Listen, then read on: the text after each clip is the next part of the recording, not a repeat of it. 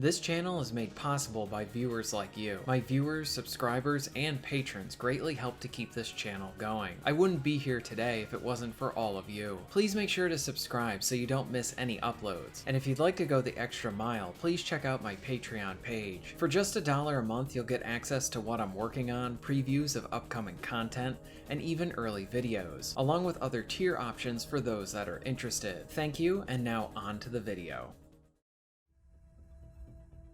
The indie space is both where you can find something to play that is new and designed like or even just looks like a game from the past, or you can try out a game that is then a fusion of other games and styles and even genres into something completely new. Here we have a first-person shooter with movement you would expect from a platformer with some cool destruction as well. It's like this odd mixture of their prior title, Severed Steel, Mirror's Edge, with a dash of Red Faction. And you know what? It works really well. Here you have a game that is great to play from the start, something I think a lot of these indies manage to do well, and shows innovation and creativity where the big AAA market won't allow themselves to go in. You want something fresh? This is it, and it's really, really good.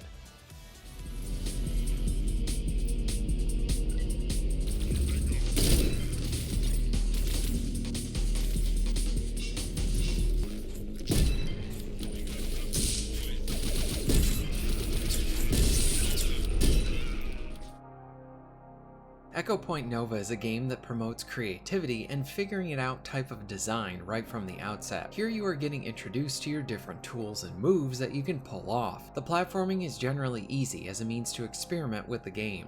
It's controls and finding that happy medium until things get shaken up a bit throughout the rest of the game. But for me, I had a small but very exciting moment happen while playing the game.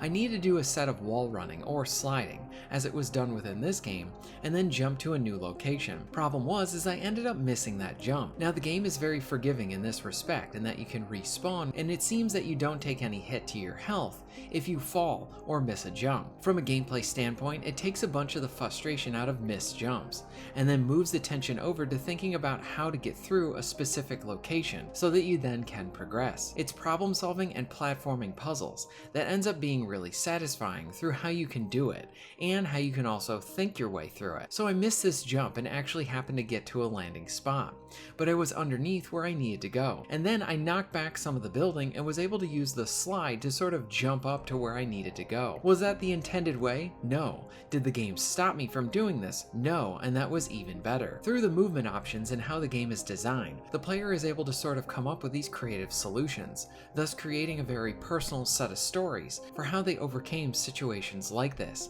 at the same time cultivating that replay value. You're playing through the game with a friend or just going through it again through single player, and now you can do it a bit differently.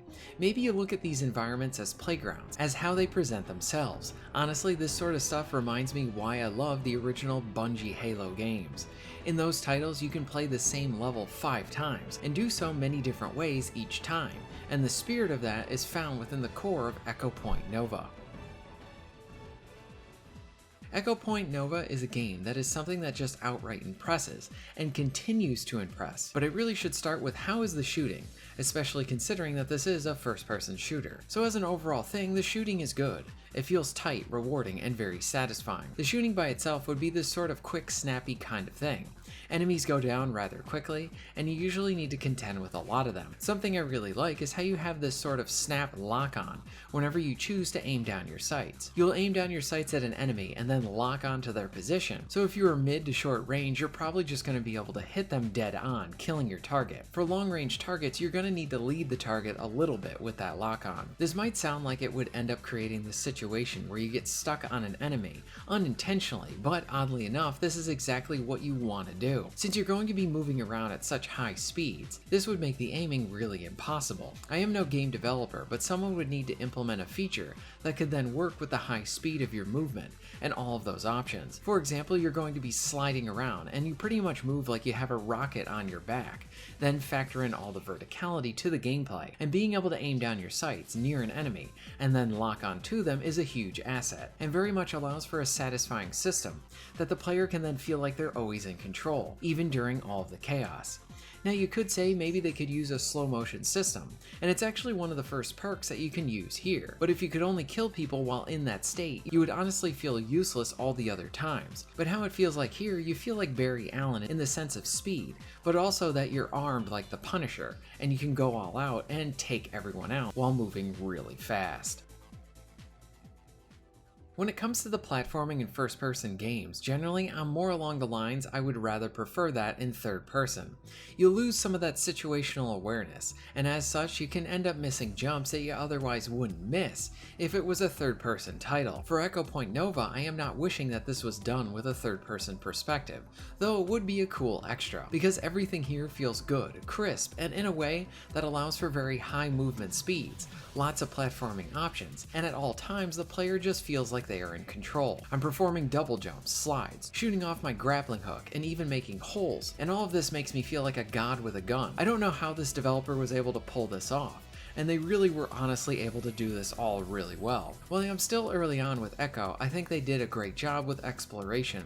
The game is fairly linear for the first bit, and then this opens up rather quickly for the player. You are given points of interest, and rather than just one place to go, you can look at the map and honestly look at what is right in front of you, and then it becomes this fun game of how do I get there? There's this mesh of gameplay with sections that are more focused on just platforming, and then the combat sequences that are then paired with shooting, jumping, and sliding. It's exhilarating, along with having those moments where it feels peaceful and you're just trying to traverse the game. The game appears to be open world-like, or at least hub-like, with areas of interest to check out. This is something that I want to discover and keep going with. What is certain is that this title might be one of the best games of 2024.